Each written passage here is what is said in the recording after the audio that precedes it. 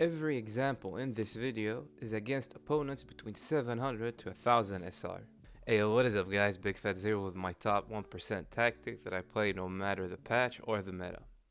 I've always stuck to this setup, at most maybe tweaking some instructions. In this guide, I'll be going through my setup and why I use it with some examples, and at the end of it, I'll give a similar formation that I sometimes use that is better defensively but at the cost of attack. My two biggest strengths in FIFA is my manual defending and my possession and my passing. So my tactics are set up in a way to get the most out of those two.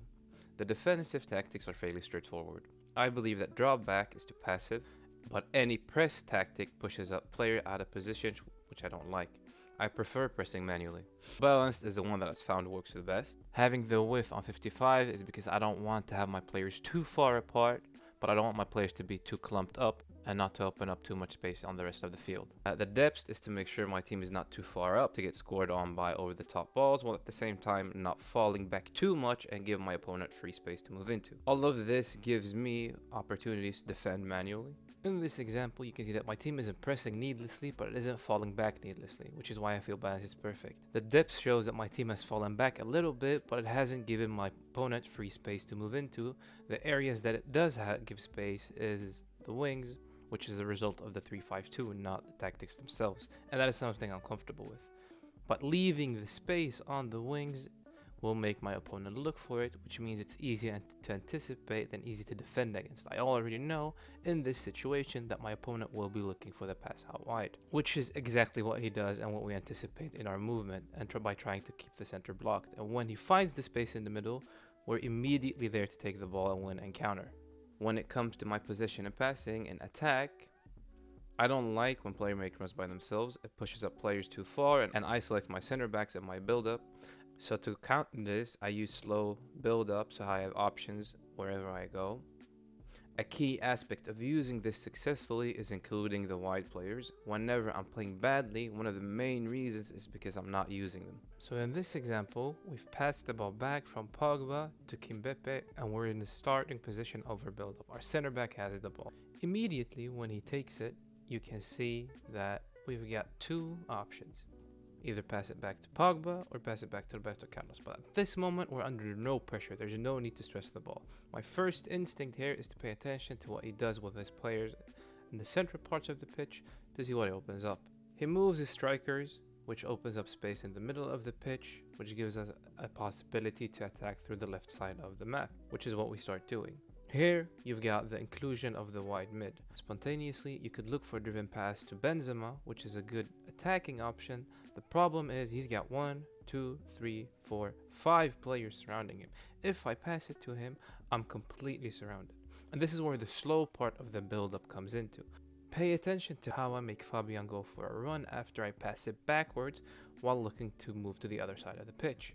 So in this situation, naturally, you could pass it to Roberto Carlos out wide. The issue is it has to be a normal pass here, because if I go for a through ball, there is a great chance that the central defender is intercepted. And if I want to pass him a normal pass, his body is going to be turned to the central parts of the pitch. He can't progress up wide. His passing options here are only back to Kimpembe. If you notice, the run that Fabian has made him completely free on the bottom side of the pitch. And this goes back to including the wide players in your attack. A simple pass to Pogba and then a pass out to Fabian will put me in a position of a 2v1 with Fabian and Benzema, which is exactly what happens. And in this instant, it forces the defender to make a decision. Does he press Fabian or does he cut the lane to Benzema? And this is where you force your opponent to make mistakes. My opponent doesn't react quickly enough and he pulls his player too much out of position, which opens an easy pass to Benzema, which then opens an easy pass to Mbappe. But unfortunately, I can't finish to save my life. And then possession gives me the opportunity to pass around the box and choose when my players make runs instead of them making runs by themselves. The reason we have the width on 85 is because we want to make the pitch as big as possible. The smaller it is, the easier it is for your opponent to press your players. When it comes to possession, I'm sticking to the techniques from my How to Pass and Create Space guide. In this instance, we can see both Pogba and Roberto Carlos making good runs, But Mbappe is not in a position to pass it naturally. He has to pass it diagonally backwards, and we can see that my opponent is using his defender. So this pass is a risky 50-50. I look for a pass that is natural in the direction my player is facing, while at the same time keeping possession and looking to start over. My intention during this entire example isn't to always look for the pass forwards. I'm trying to progress up the field, but when that isn't an option, I am not afraid to go back and start over completely. I'm actively looking to progress up the field while keeping possession. I'm not trying to force the finishing pass. The only times I look for it is when it comes naturally, and in this example, it's when Pogba makes a run from deep, which puts him in a great position to score. So when it comes to the instructions, I don't really have many instructions on my strikers. I have one on getting behind to stretch in defense. The other is unchanged. The important part of my attack is that the cam is on stay forward. This is pivotal for counters. Having him on stay up gives me an easy outlet whenever I win the ball and a quick way to counter attack. This makes it easy to take advantage of your opponent whenever he pulls players out of position. If he hadn't been on stay forward, this entire counter wouldn't have been possible. The CDMs are on stay back and cover center. This doesn't mean that I don't want them to join the attack, but as I mentioned before, I want to decide when I want them to make runs. Cover center is because I prefer pushing my opponents out wide. If I have to choose, I'd rather defend the central parts of the pitch. Now, the most important players in the 3-5-2 are without a doubt your left mid and right mid, the wide players. Get back in defense makes it so whenever you're defending, it becomes a 5 at the back, and then you have 2 midfielders in front of them. So when we're defending with 7 players.